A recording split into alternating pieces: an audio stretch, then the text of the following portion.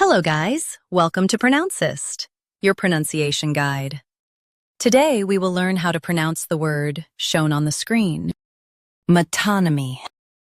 First, let's hear its American pronunciation. Metonymy. Now, read the syllables of U.S. pronunciation shown on the screen naturally. M, T, N, me. Metonymy.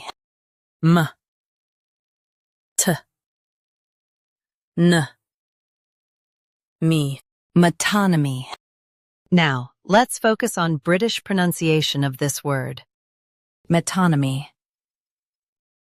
Now, read the syllables of British pronunciation shown on the screen naturally. Met, on, me. Metonymy. Met, on, me. Metonymy.